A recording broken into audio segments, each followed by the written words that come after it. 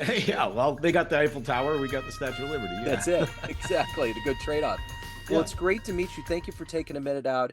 And I would love to begin our conversation before we get into your work by asking you 4 years ago or so, we are trying to figure out this pandemic. How are we going to get out of it? Lasting effects, all of that. How did Yeah. you get through that time period? And how has it ultimately changed the way that you do things now? Um, well, how I got through, who imagined it would last as long as it did, right? And I think, Yeah. I mean, without getting political, that was a government boo-boo overcorrection, whatever you want to call it, that it kept us locked down as long as it did. On the business level, we went fully virtual, Yeah. but most people didn't like that. They eventually said, hey, I really want face to face, which is core to our model. So we pretty quickly got back to face with proper conditions and whatnot. What I did to get through it was I played massive amounts of soccer. It's my thing. But if you can imagine, because the rules in the area where you had to be masked in public parks, which is where we played soccer with masks on. Wow. It's just insanity, man. Yeah. It was a good day when they came off, let me tell Yeah. you. And then I also finished up my doctorate. So that was sort of my productive use of time on a sort of what did it change? I'm much more picky about jumping on a plane to go see somebody. Gotcha. I'm like, why isn't this a Zoom meeting? Well, we can do this. We can do this in 30 minutes on Zoom. Why should I get on a plane and commit a whole day to go do that? So it changed my commitment to travel pretty significantly. So let's get to the heart and soul of what you do on a daily basis right now in 2024. I'm going to put you in front of a bunch of third graders. It's career day. And one of the curious kids says, hey, what do you do for a living? How do you answer them? Well, you know how you have a bunch of friends that you can talk about stuff with and maybe solve your problems or what's going on with your mom or dad or your soccer team or whatever. Well, CEOs need the same thing. So what I do is I build CEO play groups, if you will, where they can get together and they can talk with other CEOs about the things that are going on in their lives and solve some of the hard problems that they have to deal with as adults running big companies. So there's my third grade I explanation. like it. That's beautiful. And that's getting to the heart and soul. So when you were in the third grade in that position, what did you want to be when you grew up? Oh God. I don't think I had aspirations except be and do. Funny enough, though, my son, when I asked him what he wanted to be in third grade, he said he wanted to be a fireman and a giraffe. And I Nice. said, well, that would be a convenient combination for, That those second would. floor, rescues. But I didn't have anything so cool to be that I wanted to be, unfortunately. I wish I did. It was a great answer. And if they can make that into a hybrid of an elephant, it could have the trunk, it could Yeah, spew the water out, it'd be perfect. You done. know? Like the genetic engineers, did you hear that? Get to work, right? That's it. Right. Exactly. So, how did this happen? Take me back to where you were born and raised. What were the foundational seeds that led you to be a leader, that led you to be somebody that was kind of a whisperer to the CEOs, helping them get to that place? How did this happen? My father was an engineer and later a business person. I read at 13 Think and Grow Rich. And it really struck me. I said, man, I think I want to be a business person. Now, interesting enough, I was good at technology, so I got an engineering degree, but very quickly moved over to sales and marketing because I was always good at it. And tech sales is icky if you're a tech person, right? Yep. So you're not supposed to be good at sales if you're a tech person, but I was really good at it. Like always sold more fruit than anybody else in the band, magazine subscriptions, you name it. I was always the top salesperson. And so I kind of came back to that, moved to sales and marketing, and then very quickly started running companies, which is what I wanted to do from 13 years old. I started running my first company at 29 for somebody else, grew that one, then jumped over to another company, grew that one, and then ran a group of companies for a while, global, and then later ran a tech company here in Maryland for a number of years. And when I left there, and I got fired, by the way, occupational hazard at that level, it does happen. I started this business, which is CEO advisory. And I do it because when I was running various companies, I got a lot of value out of my CEO peer group. I had one. I mean, I'm not smart enough to know all the answers. I need help, right? Yeah. And it was massively helpful on some really critical inflection point kind of decisions. I said, boy, I'd really love to do that. And I mean, I looked at opening up a Dunkin' Donuts and actually 10 of them and a whole bunch of other things. this was for me. It was intellectually stimulating. I could really help people. I thought I could be good at it. And all those things turn out to be true. I'm pretty good at it. I love helping people. We make a big difference in their lives and the lives of the people that work for them. So that's what got me here. It is, they talk about, Dan Sullivan talks about 3 circles.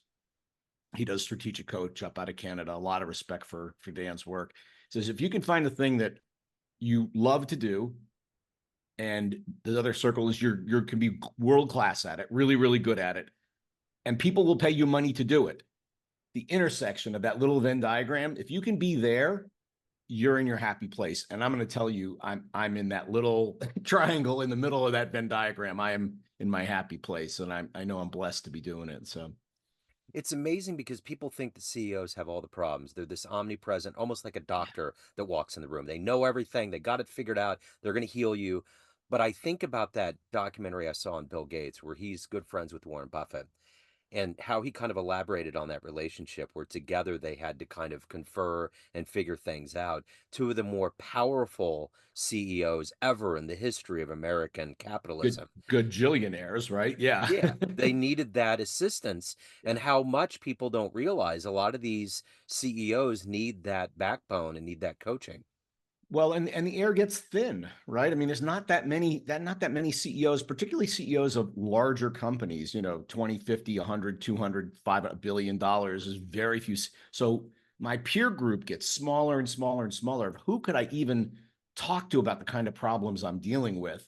And we look for people that have enough humility to say, I actually need that. I probably don't have all the answers, and talking to somebody would be really good. Look, Bill Gates and Warren Buffett, 2 of the smartest guys probably on the planet. Yeah, Here's the thing, though. Why did they find each other? Because how many other gajillionaires are there for those guys to talk to? They yeah, kind of had to find each other, right? I mean, you could have added Bezos to the equation, sure. maybe, and that would have been it. Absolutely. So who's been a hero? Who's been an inspiration in your life? Well, my dad, Yeah, there's a lot of him in me. He was a lifelong learner, which I am. He had great humility and heart, combined with a big intellect, and just a great guy. I mean, if I could be the quality of individual that he was, because he's passed, unfortunately, that would be a pretty cool situation. I have other business people that I like their moves, but in terms of a hero, that's my dad. Yeah. so I think we look at business in America kind of the way that we do sports teams and sports. There's this kind of this rising up. There's these scenarios of the rags to riches, so to speak. But there's well-run organizations that exist out there. No matter how much the Yankees win or lose, they've always been the prominent team. Even Yep. the Dodgers. That's just the way it is.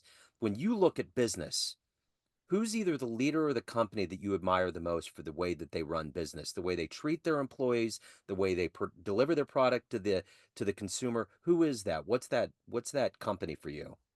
Yeah, and by the way, the same thing's true of wine. I'm into wine, and the really good estates make pretty good wine, even in really crappy years. Yeah, yeah, Everybody can make good wine in good years. It's the one who can make wine in a poor year, right? And so it's the same model. I don't think there's one perfect answer. yeah, I think that you can take an amalgam of various CEOs and say, I like what he or she does here. I like what he or she does here. I think Bezos has some really interesting stuff about decision making and how he makes decisions and what decisions he has to be involved in. There are other things around Amazon you wouldn't want to recreate, right? It can be a very tough environment. Jack Welch, I liked a lot of what he did before he passed. But you can't like everything about Jack, but there are some things about him that are really interesting on he simplified strategy. For example, like what are they doing? What are we doing? What are we doing to beat them next year? Answer those yeah, 3 questions. We're good to go, right? yeah, And most people can't break it down that simply. And I'm a big reader. So add 1,000 business books to that equation. And, you take little pieces from all of them. And I'm probably, some synthesis of many CEOs, but those would be 2 I'd point to. And even, I'll go to Tony Hsieh, who ran Zappos. Unfortunately, he's passed, obviously. But, his view on do people really want to be here in customer service was remarkable, right? Remarkable. Now, he wasn't a particularly huge financial success, which is why Amazon bought it, but like you really got to love his thinking in that area, for example. So that's what I mean. I can take that from Tony and this from Bezos and this from Buffett and this from Jack Welch and put them together to make somebody. But there's nobody perfect. Nobody. So if you could sit down with one business mind, one CEO, one guru, and literally just have some time to watch how they work and to talk to them about what they do and their methodologies, who would that person be?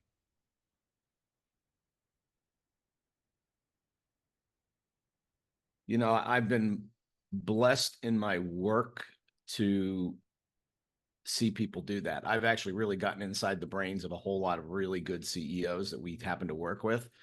And so I don't have one because my life is spending time with amazing human beings that Yeah. do this all the time. So I don't sit here and say, man, if I could just meet Jeff Bezos, my life would be complete. Uh-huh. Because I go, you know, I met Harry Gamble who ran TransUnion, and Harry was a freaking genius at what he was doing. I mean, amazing guy.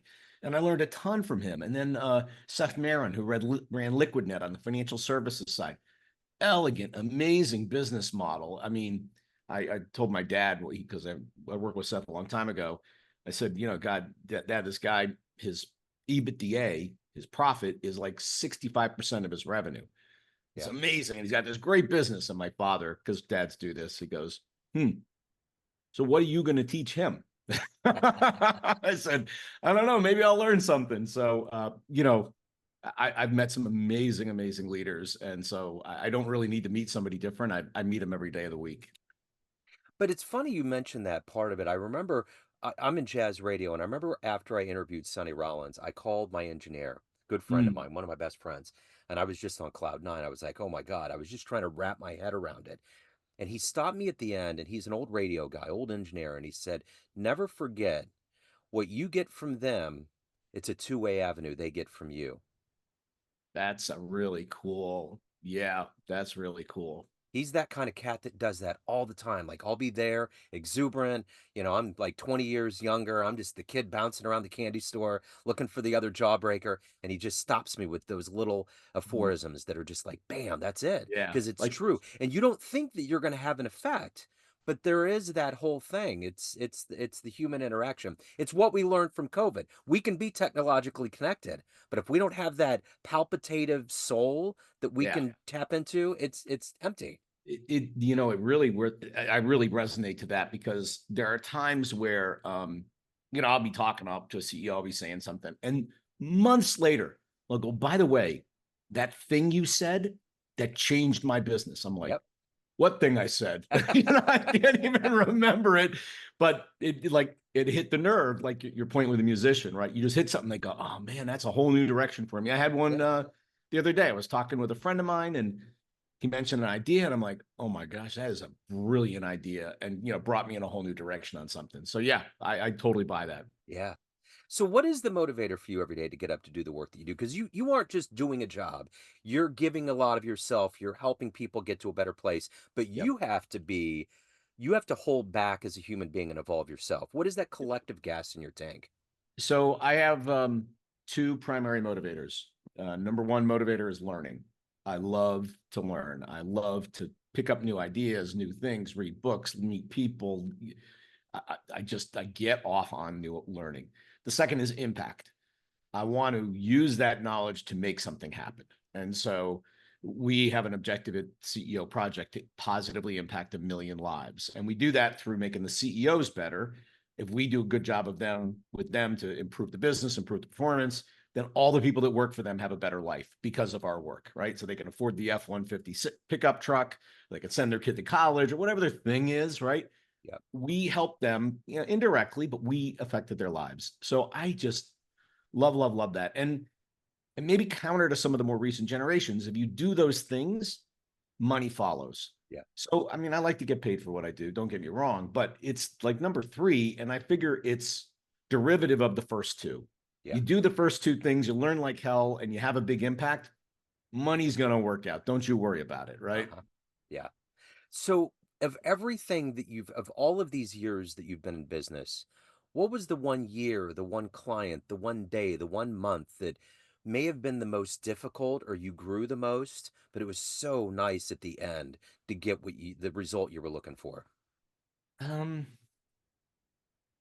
you know, they're like all entrepreneurs. There have been months where, you know, you're almost out of money. All right. You can't make payroll. You're like, I guess I have to skip paying myself for a couple months to make sure the business stays open.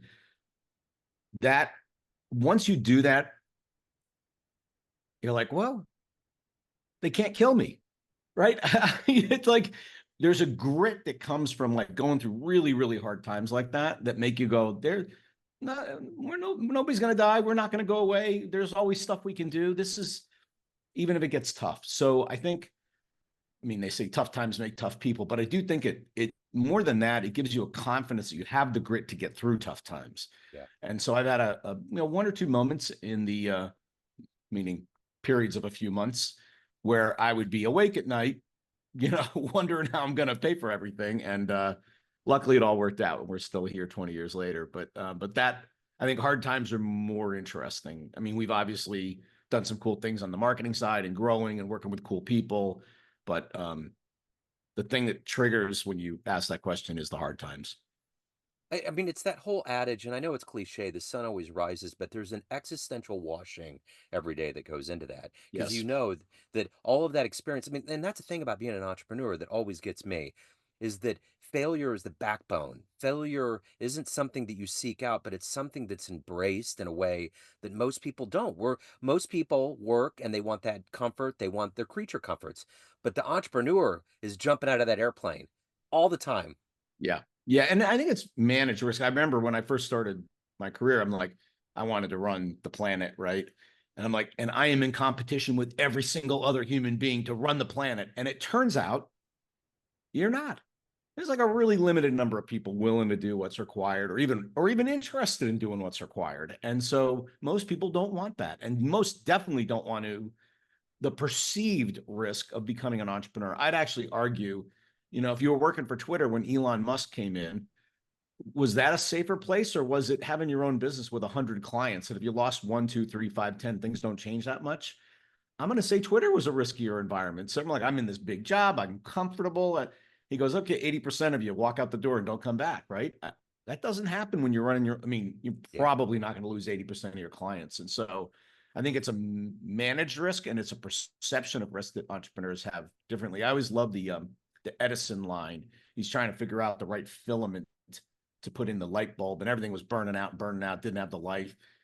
And they said, Mr. Edison, does that discourage you? He goes, no, I figured out 1,000 things that won't work. So you just got to look at it the other way, right? That's it. So, okay, that didn't work. Let's try the next thing, right? Absolutely. So when you look back on the timeline of your career and everything that you've gone through, let's say you have a dream tonight. You run into the 18-year-old version of you, and you can give that young version of you a piece of advice based on this wisdom that you've accumulated over your life. What advice would you impart on that young version of you? Uh, go into your own business early. Yeah, for the same average level of talent, you'll have a higher outcome in your own business than working for the man, if you Yeah. will. And so the sooner you go do that, once you have enough knowledge to maybe not do completely stupid things, go.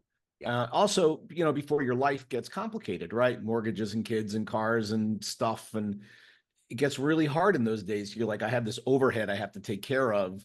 And therefore, whatever I do has to clear the overhead.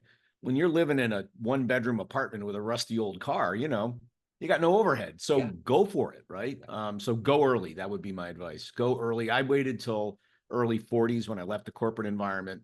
Um, I wished I'd gone 20 years earlier. I'd be in a whole different place. Absolutely. So of all of these things that you've done, overcome, achieved in your life, what are you the proudest of? Coming back from failure is really hard, right? I've had a couple of really difficult things that happened to me in my career for a variety of reasons. And coming back from that and saying, at my core, I like myself and I like what I bring to the table and I want to keep doing that. To be able to say that to yourself is really important. So those, like I said, those inflection points on the career, I talked about the sort of getting tight on money, but I mean other things. Part of that, it really, at an early age, I had to check myself. I'm like, dang, am I good? Am I not good at this? Am I a knucklehead? Am I a what? And I finally said, no, I really got something to offer here. And it's just this environment wasn't the right one for a whole bunch of reasons. And that was a blessing. That was Yeah. really a blessing to have that happen. So at the end of the day, everyone has a perception of you, family, friends, clients, colleagues, everyone around you, but you run the show. What's your Mhm. perception of you? Who do you think you are? Well, my aspirational description of myself, because we're never the perfect example, but I want to have a heart. I want to have a head. In other words, I want to be compassionate. I want to be smart and insightful. I want to be helpful, and I want to be generous. I want to have an abundant view of the world, that there's always more. Like, you don't worry about cutting the pie. Let's make the pie bigger. Always, always, always. Creative, that there's always a better way. There's always a way to solve. Like, there's no problem that cannot be solved with some creativity. Not everybody may be perfectly happy, but it can be an answer, right? So those would be elements. Like, if people describe me with those adjectives, I'd be a really happy guy. I'd be like, insightful, helpful, creative. I'd be like, yeah, that's me. At least I would really hope it would be me. Yeah. Absolutely. So that'd be my read on it. Yeah. So being in such a fertile playground of American history like Washington, D.C., if you could get into a time machine, we get off this call, time machine pulls up, you can go anywhere in the history of Washington, D.C. and be there for one event and watch it happen. Where would you go? Oh my God.